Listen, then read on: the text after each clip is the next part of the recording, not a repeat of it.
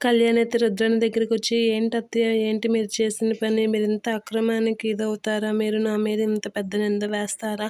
అని చెప్పేసి అంటూ ఉంటాడు. ఆ మాటలకి రుద్రాణి, "ఏంటి కళ్యాణ్, ఏం మాట్లాడుతున్నావు?" అని అంటే, "అవును, మీరు ఇదంతా చేసింది మీరే అని నాకు తెలుసు" అని గట్టిగా అంటూ ఉంటాడు. అనామికకి, "మా అమ్మకి చెప్పింది మీరే, ఆ హోటల్‌కి పలానా రూమ్ దగ్గరికి వెళ్ళండి అని చెప్పింది మీరే.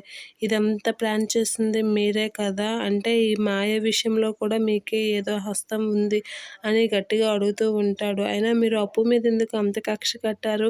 మీకు అప్పు మీద కక్ష, కావ్యవదుల మీద కక్ష, అయినా వాళ్ళ మీద మీకెందుకు అంత పగ అనంటే, "నన్నేం చేయలేక వాళ్ళని సాధిస్తుంది కదా రాహుల్" అని కళ్యాణ్ అని స్వప్న అంటూ ఉంటుంది. ఆ మాటలకి రుద్రాణి అలా చూస్తూ ఉంటుంది. ఇక కళ్యాణ్ అయితే, "ఈ విషయంలో నేనేమాత్రం తగ్గను అత్త. ఈ విషయం మొత్తం బండారం బయట పెడతాను. మాయ విషయంలో కూడా నీ హస్తం ఉందని తెలిస్తే మాత్రం ఇంట్లో నుంచి బయటికి వెళ్ళిపోవలసిందే. ఈ విషయంలో మాత్రం ఎవరు ఏం చెప్పినా నేనైతే ఈ నిర్ణయమే తీసుకుంటాను.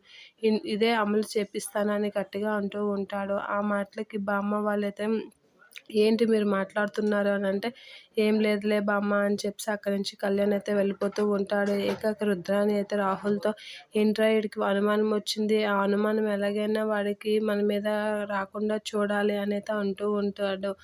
ఇక అనామిక అయితే, "ఏంటి ఆంటీ, కళ్యాణ్‌కి అనుమానం వచ్చిందంటే దాన్ని పూర్తిగా కనుక్కునే వరకు మనశ్శాంతిగా ఉండడు.